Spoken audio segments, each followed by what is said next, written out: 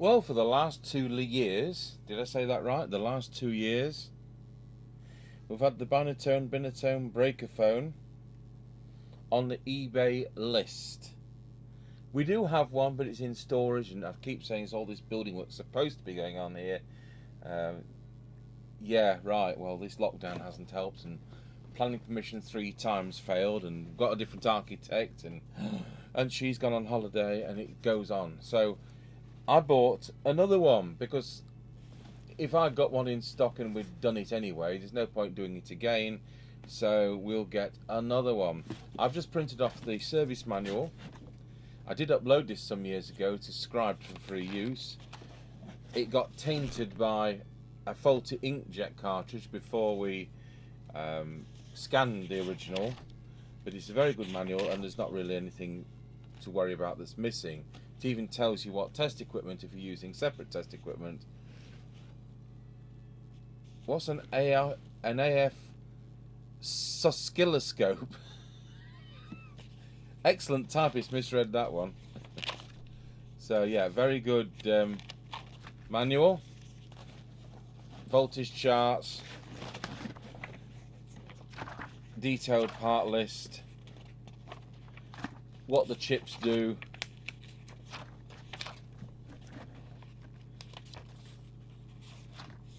layouts, and Binatone were always like this, and so were Fidelity in the circuit diagram.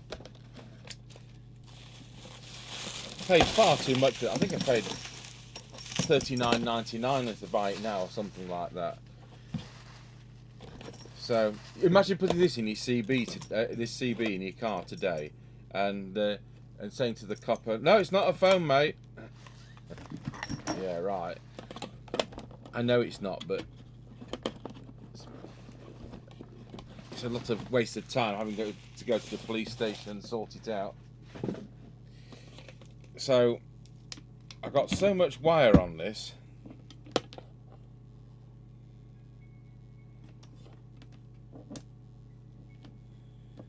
We're usually the opposite way on, aren't we? We usually have nothing like enough wire.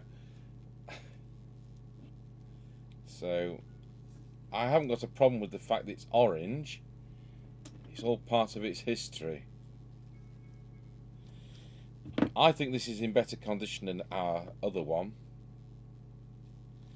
There's a lot of corrosion on the casting of this main box. The only thing I think lets these down, and bearing in mind we're not in an area where you're going to get bleed over, so that isn't an issue. We can, as you know, we can use Fidelity Thousands quite successfully here. The only thing that lets these down is the weak and watery squelch. So I'm just going to trim these wires to some kind of sensible level.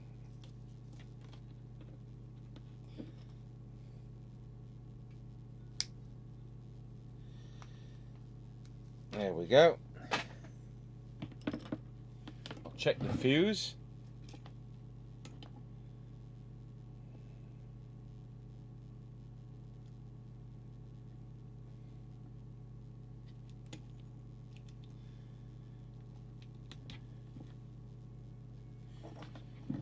See, high-low power switch is on the body of the unit. It's still got the features label.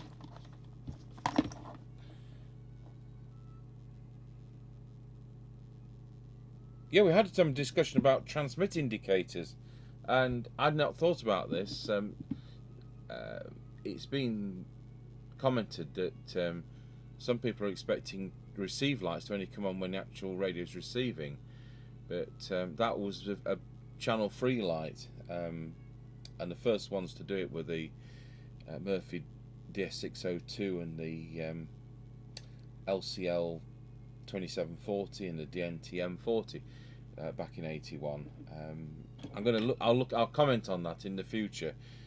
This will be a receive light, which is always indicating that the power to the receive is there. So what would be normal is that you're going to have a red TX light and you're going to have a green RX light, and don't think that's useless, because it does prove that the voltage rail to the receiver's there. It's usually on the 8-volt receive voltage rail, so it is reassuring that it really is receiving and hasn't got a fault. So that's what that's about. You've got volume, squelch and mic gain, on and off, up, down. I mean, it was there a set before this that did up, down? And the way it does this is it uses the chipset from Sanyo, which complement the LC7137 or 36. 36 is the fatter one. I can see glare on the monitor.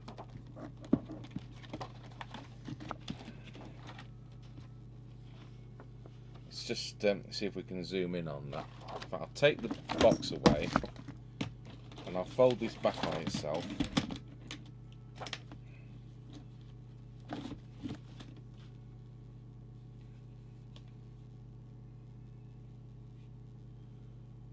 Just pop this camera down to that chip rather than move the piece of paper about.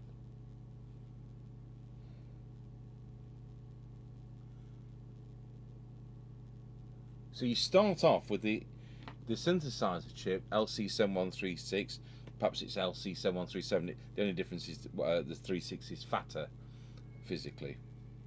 And then it goes into the complementary LC7181,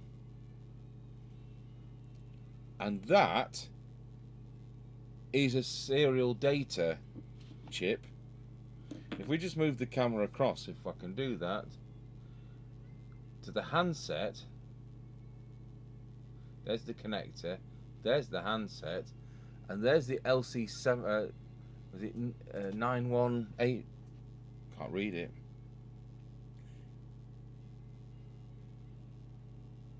I think it's 7191 it should read. And what that does is that is a serial data to oh goodness me, what's it going to be for doing the display? Yeah. And so we've got the display driven by that. So it's the first one I remember which used this kind of technology. It also gave you up, down. It gave you scan. And one of the wonderful things about this chip is on that display window, when you put it into public address, it will say PA. And I just thought that was so nifty. Well, I did think at the time anyway, in 1981. So, whereas the realistic one had piles of wires going through the umbilical cord between the remote mic and the base and the actual body of the unit, I mean, this has got loads of wires, don't get me wrong, but the actual BCD information from the channel switch to the handset isn't carried by the umbilical cord because it's done in serial data form, if I remember right. They might be telling you absolute bull, but there you go. Something like that. So,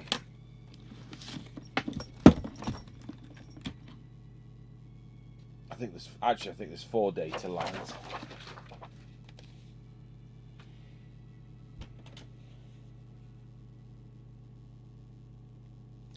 So have I bought a white elephant, or is this going to be something that's serviceable? So we now will connect it up to our crocodile clips that I like shorting out. We'll strip a bit of that wire back.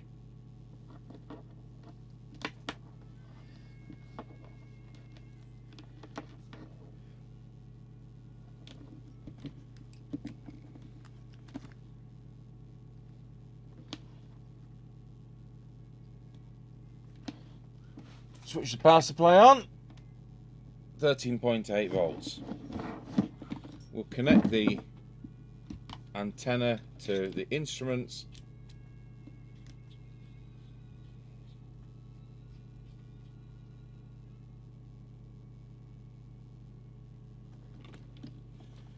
And we'll switch the radio on.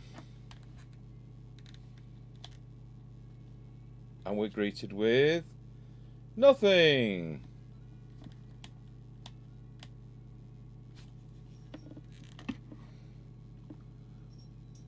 Oh, I'm plugging this Great big connector.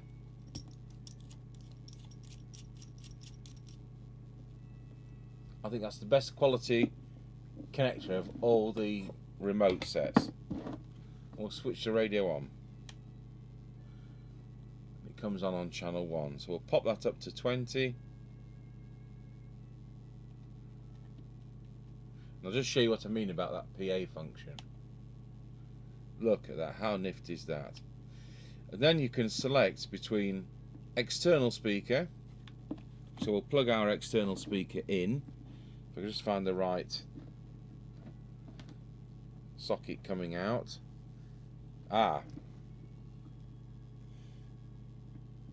The writing's come off. I don't know whether it's the which one's PA and which is normal receive. Doesn't matter, we'll just put it in the black one, see what happens. Drop the squelch down, volume up, nothing. I'll try the other one.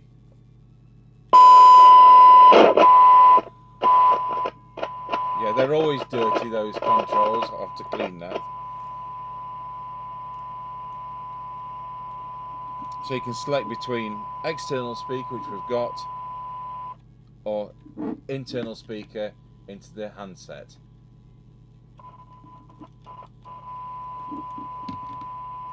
Right, we'll switch the other camera on and we're going to transmit.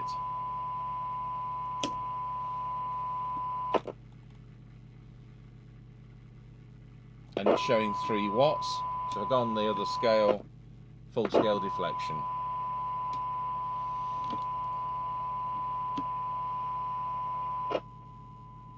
Okay, so it does work, doesn't it? In fact, I think it works more than our other sample did. I recall having to change the decoder chip in the handset, which was quite expensive to import. You've got 2 sides to this. The transmitter is in its own compartment. I'll just pop the camera off again so that we can probably see more centrally. Move over the camera. What we're actually doing here.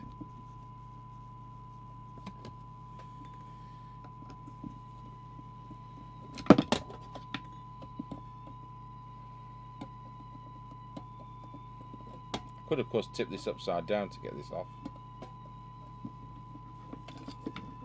That's the transmitter side.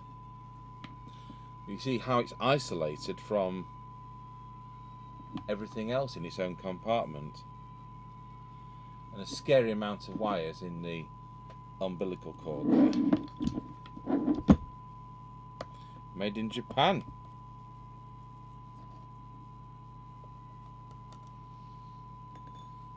To be honest, I think the only not so good Binatone set was the Route 66. I mean, the 5-star is probably the best Cybernet mobile there is. The breaker, this is the breaker phone. It's not got the most brilliant performance, but it's unusual and it breaks the mold. The Speedway is another Cybernet set with a small meter, and you've got the Beam Breaker, which is like the Compact 40, Falcon 1281 or what it is. And then you've got those handhelds. You've got the Long Ranger 40, which really is excellent range. Pity it doesn't have an external mic facility. You've got the Long Ranger 12 and the Long Ranger 6, and they're both very, very good range. And then they did a little 2-channel one, like the Harvard 2-channel one. And I thought it was a good range and excellent service manuals. So we have a plethora of relays here. 1, 2, 3. And as somebody who thought that relays would disappear out of the CB scene, they haven't, because they're still putting relays in brand new CBs, which astonishes me. We've got a power input choke there. We've got an audio IC, which is Sanyo. We've got the synthesizer, which is Sanyo, and it is the 7137 in this one. And then you've got the 7181 encoder, and so the 7191 is in the handset. So it's like a Sanyo sales platform. This, but I think the build quality of this is excellent. Right, we'll turn to the service manual.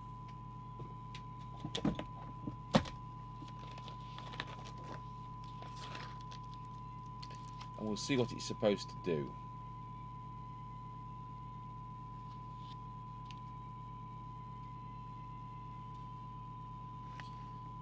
It's supposed to do 3.8 watts.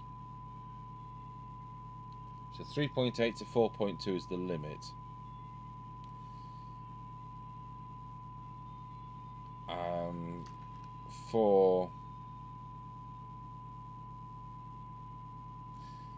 So they've said for 10 decibel Synad it's 0.5 of a microvolt, and for 20 decibel Synad it's supposed to be 1 microvolt. It'll actually take a 4 ohm load on the external speaker, which is very unusual. Sometimes people plug an external speaker into a CB radio which is other than 8 ohms, and what happens then is the speaker tries to draw twice as much current as it's supposed to, and the amplifier doesn't like it. So always watch that one, because most extension speakers for two-way radio are 8 ohms, but this particular one will deal with 4, so it can be used with car type speakers.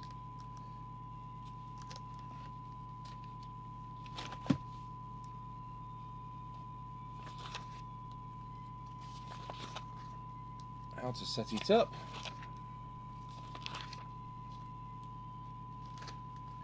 I've never done the VCO on one of these, so we may as well do it if we can.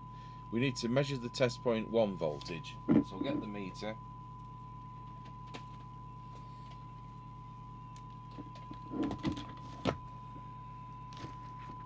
And we'll look for test point 1.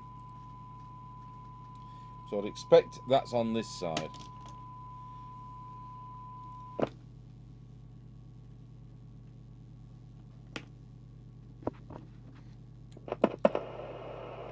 Instead of shorting my leads out,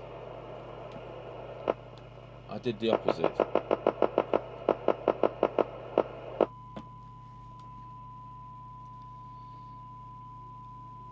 So that's going to be the VCO. And test point 1 is any of those 3 connections just there. It is clearly labelled. So assuming it's positive, assuming it's negative earth, which I'm just going to check by putting my other prod on positive, it is. Just move that across slightly so we can just see the meter. I'll go on to test point 1. What channel are we doing this on? Set the channel to 40.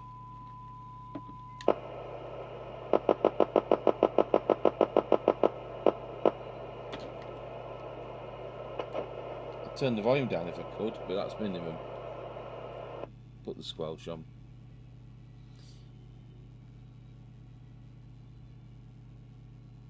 So it should be 4.5 volts on that test point, plus or minus 0.2. So it's a bit high. So I'm glad we checked. We don't want any channels disappearing off the radio.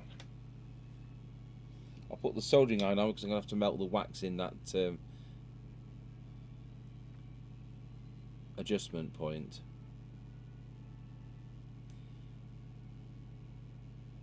So we're looking at 4.5 volts, either transmit or receive. So that's 4.9 in receive, 4.75 in transmit. So it just needs that little tiny adjustment. Try and keep that on there so we can see it.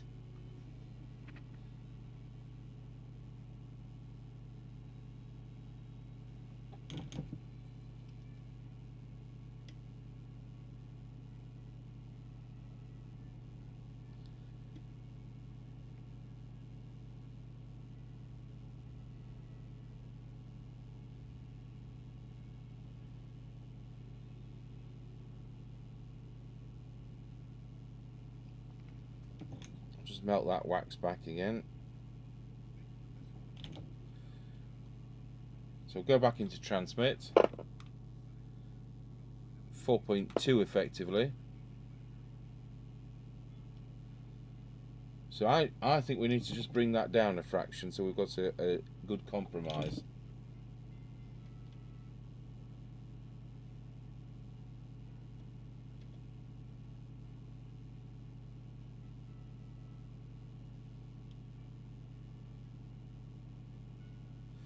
So reset that now to 4.4 on receive. That's going to transmit now. 3.92.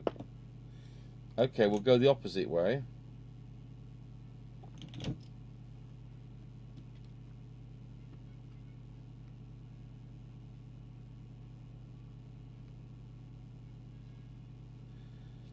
So we'll go to 4.6-ish. We're going to transmit 4.25. I think that's the best compromise. Then we need to check it on channel 1. It's around 1.5 volts. We'll go to channel 1.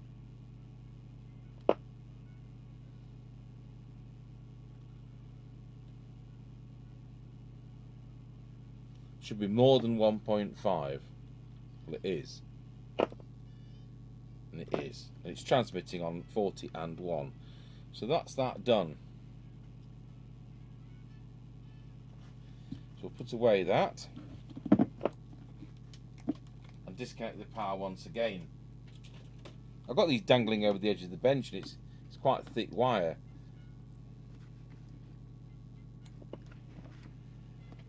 Right, I'll bring the other camera in.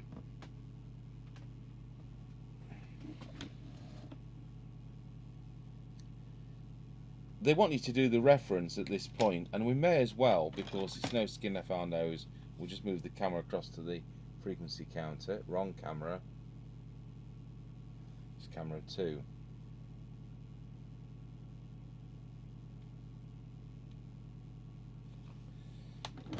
So we'll go back to channel 20.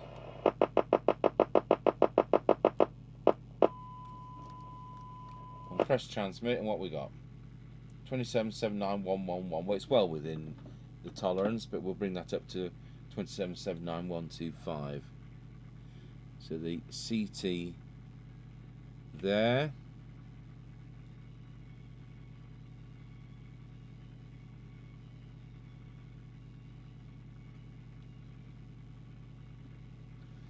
There we are, on frequency.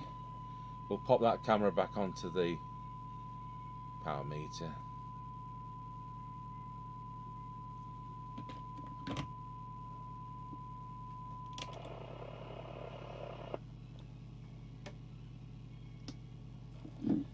Okay. So they say select channel 20, which of course we have done. And we're doing T4, 5, 6 and 7 and L2. 4, 5, 6, 7 and L2. So that's T4 and 5. And I would think 6 and 7, without looking at the layout, 6, 7 and L2. Absolutely. So that's so straightforward. So we're in transmit.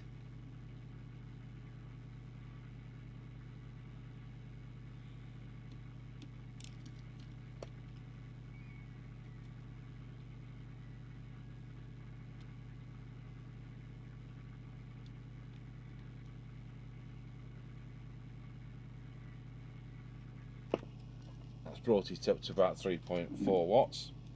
So we'll turn the radio over.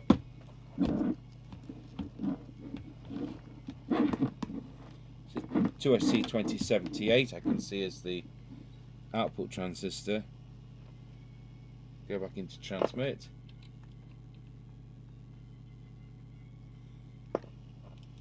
And now we'll just, this has never been touched, it's quite clear. I don't think you've got the screwdriver experts on special sets like this.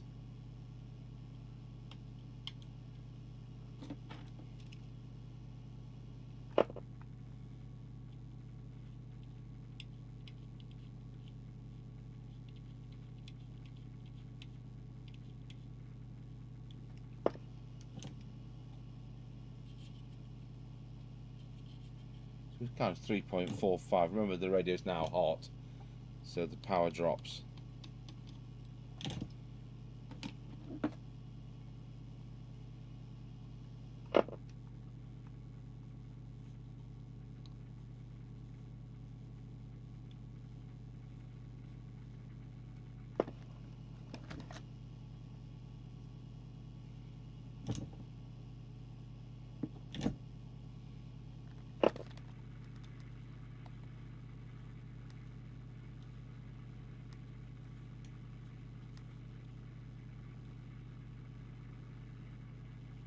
We'll drop it down to 4 watts.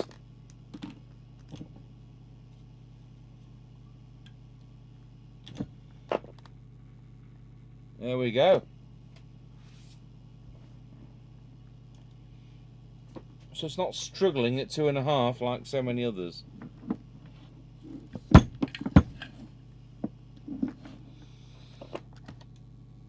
I've knocked off the power again.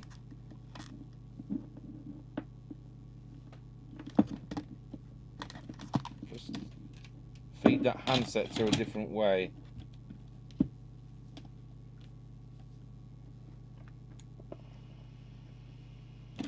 Back to channel 20.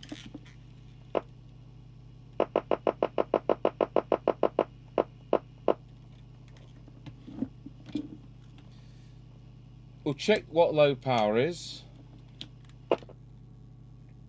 and it is 0.37.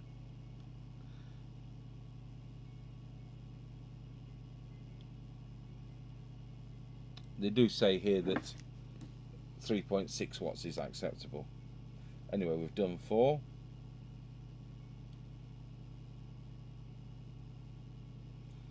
So it just says check that the power level is between 0.25 and 0.4 watts, and it is. It's 0.36, so that's fine. So with the mic contained to the mic gain, adjust VR4, I think it says under the splodge. So VR4.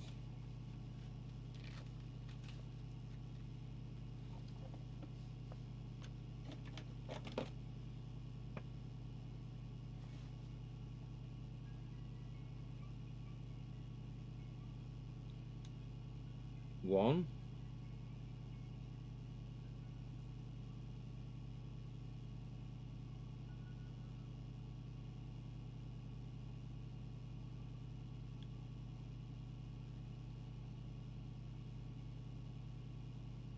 I can't see another one.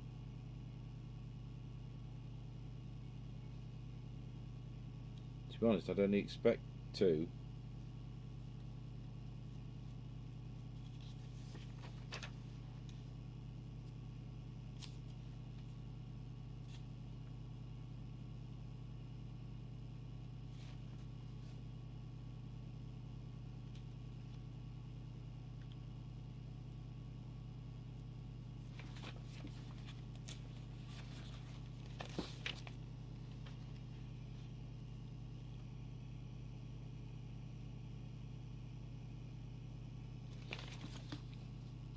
Let's look at the parts list. I would expect a squelch one and a deviation one, and that would be all it would. So let's have a look.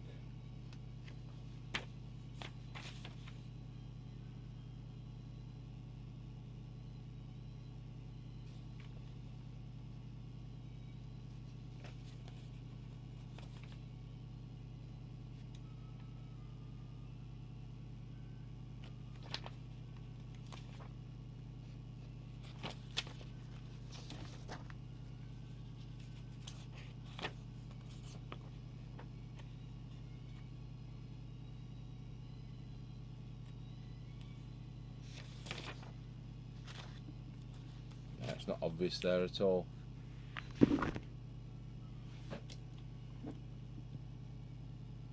Well, VR1 is in the kind of position that we would expect a deviation control to be, so that must be what it says. I can't see any other preset resistor in this radio.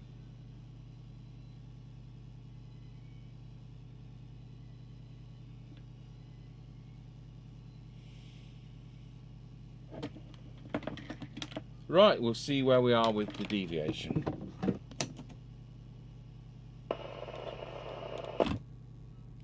Wallow. 1.8.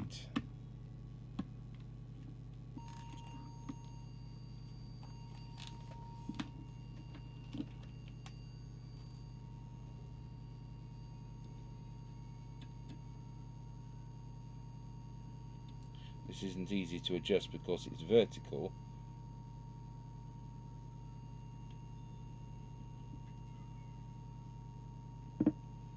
We'll set that to 2 and then see what that's like with the whistle test.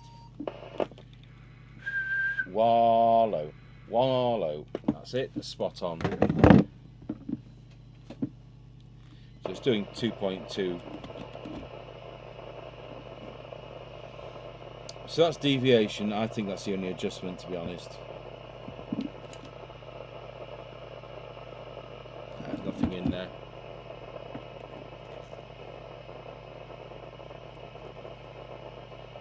So we'll move over to the receiver.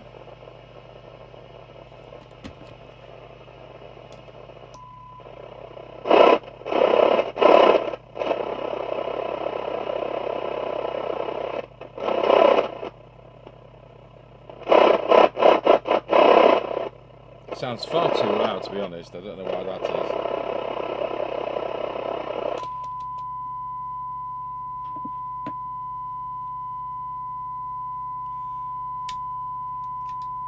We always start with the detector. So just wait for the oscilloscope to come on and we'll just put the camera onto the oscilloscope.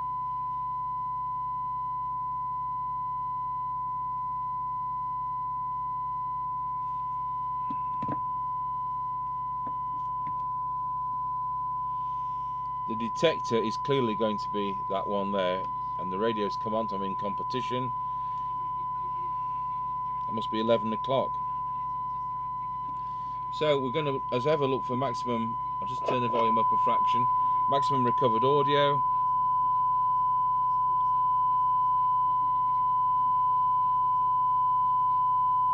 It was already spot on.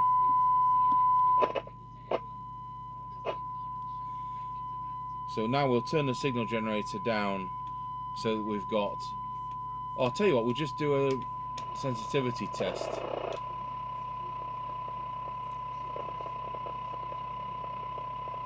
We'll do 12 decibel cyanide.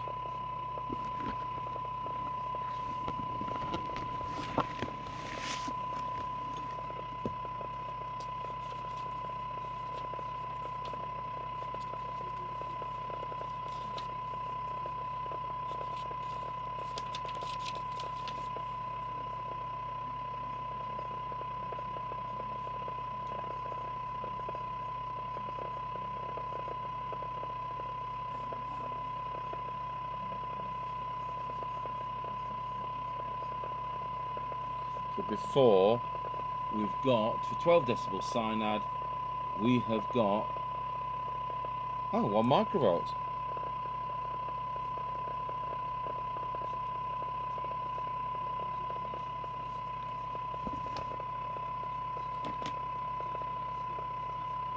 Okay, so we'll get on with doing the tune-up. Clearly it's going to be just those two.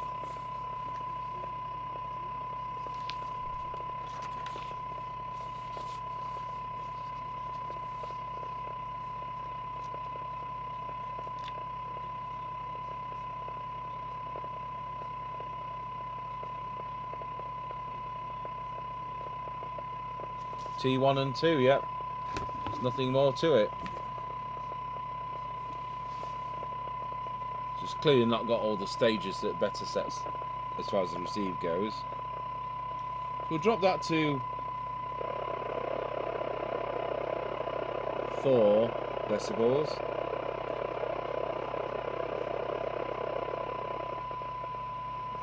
Wow.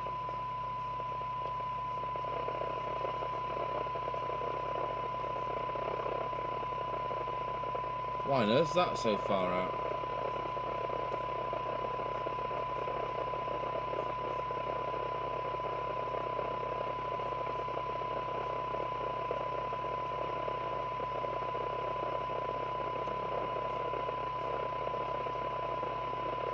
No, that's about as good as it gets.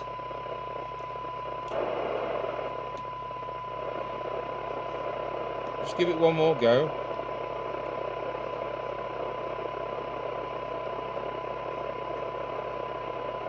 No, that's it.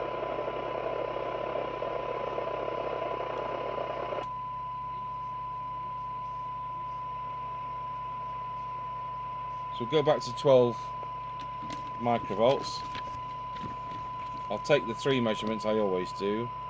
So 20 dB cyanide, 12 dB cyanide, and 10 dB cyanide. The manual says 20 dB cyanide equals 1 microvolt, and 10 decibel cyanide should be 0.5 of a microvolt.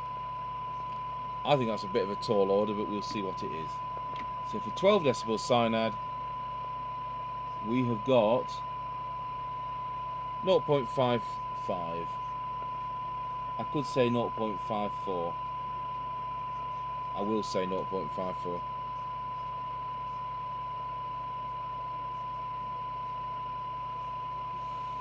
So see what it is at 10.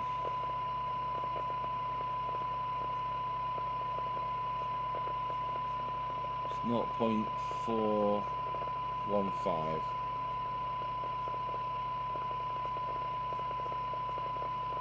So that's better than the 0.5 they're suggesting. Now on the 20 decibel scale, let's have a look at that. We'll go up a scale. We are looking at 1.4. So it does fall short slightly on that. If we set that to 0.1 of a microvolt, as you can see, it's about 18 decibels, so it just falls short there. But that isn't, you know, that's kind of, it's not mandatory. But that's an excellent result. But I do remember these are a bleed over box. Now nothing else is adjustable, so squelch is what you see is what you get. I remember this being the big letdown. So we'll turn the signal generator off. In fact, I'll put the camera onto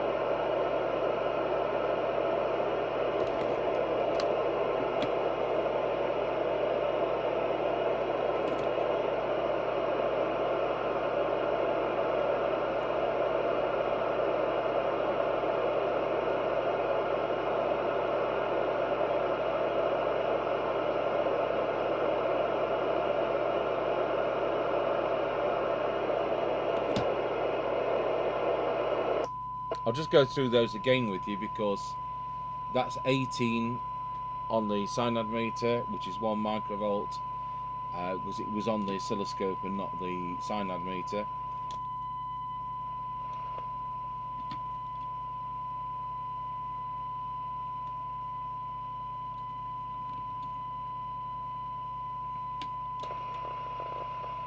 So 10 decibel cyanide is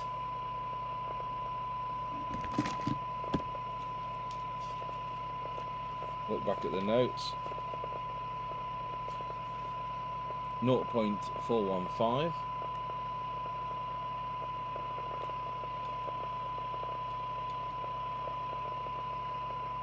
Twelve decibel cyanide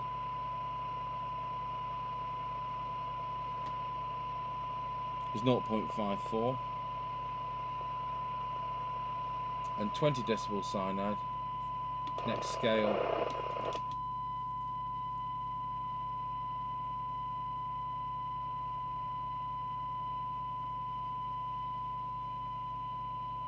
is 1.4 microvolts. So now what we'll do, we'll just pop that down, camera down onto the attenuator controls.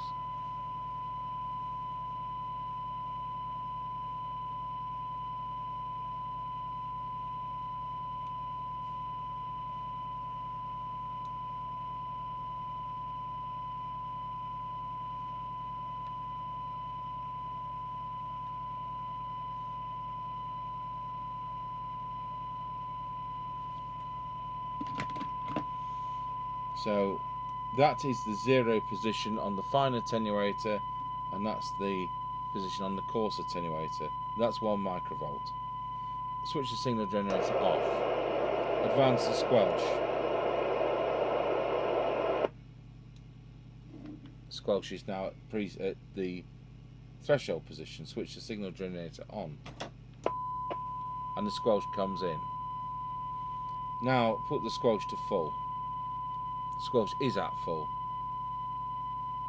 That's it.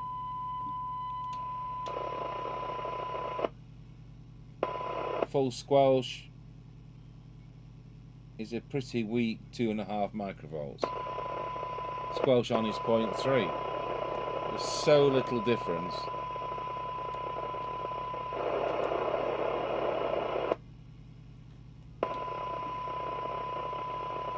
And that's the letdown. It's all right here where there's nobody on, but in the town it'll just be sat there hissing all the time. And they're all the same, it's not faulty. And what the manual says it's supposed to do. It should be under -6.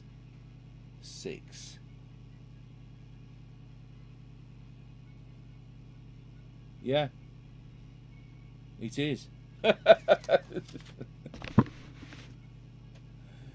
Yeah, not a help at all.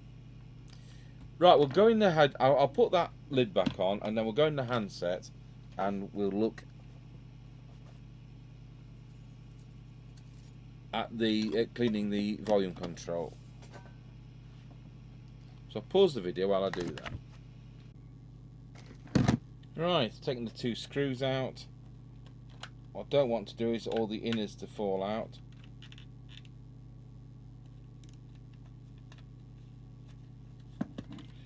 It's being held by that grommet.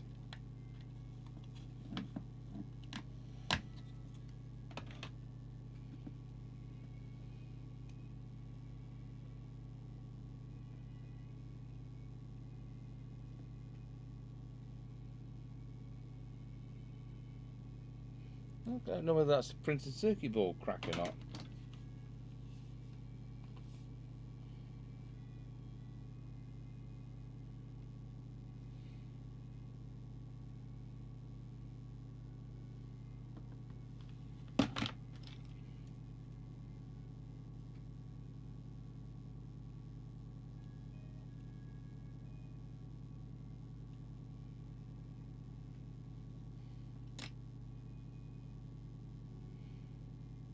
And the difficulty with these is trying to get anything into them.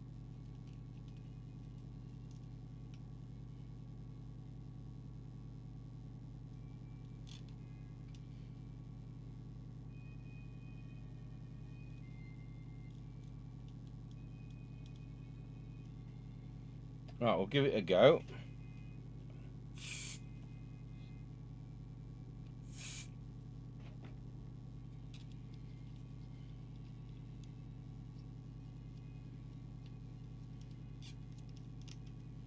Right, we'll switch it on and see what it sounds like. Better go to channel 20, which our signal generator is set up for.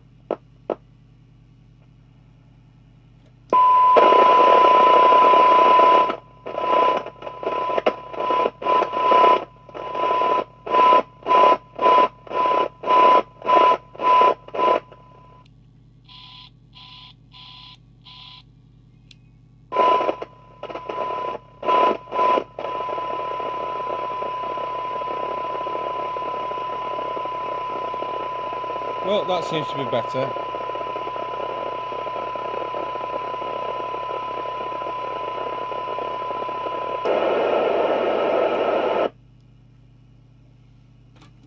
Now all I've got to do is try and get that back together.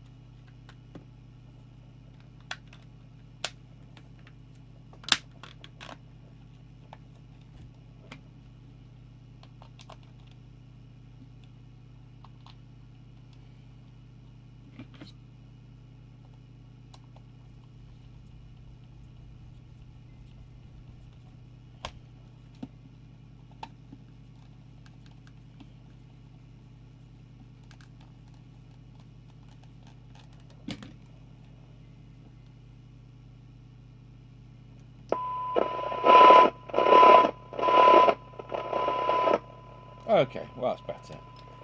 Okay, we'll put it on the aerial. It's Saturday morning, about 11:15.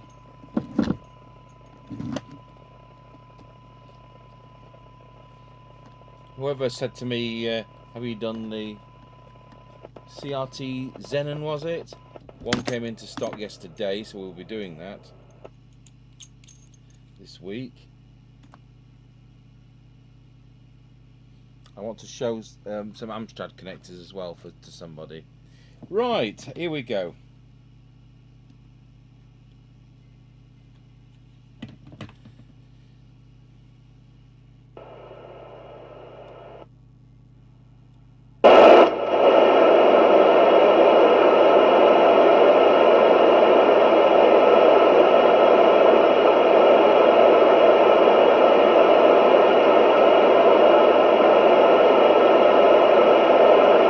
One niner, Roger. 19, Roger.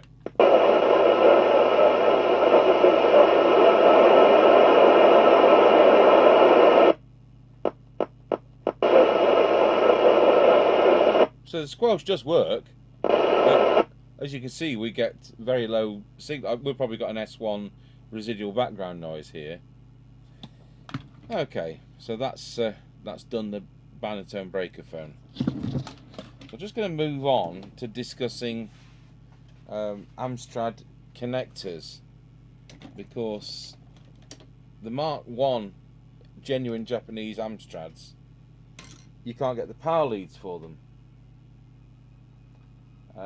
What we have got, we're going to have got some scrap fake ones here. So if I just spot a scrap fake one. Well, I've looked at all the Amstrads, I've looked at all the fake Amstrads and the Spinitronic and the Harvard H646s, and there isn't one which has got a power lead. They're all wired in permanently. There are no scrap chassis here that have got a power connector left, so I can't show you the difference between the Amstrad power connectors. So I'm a real letdown, and there you go. At least we did do the Binatone breaker phone today. Mr. Chippy will no doubt be testing that on our usual route later on today.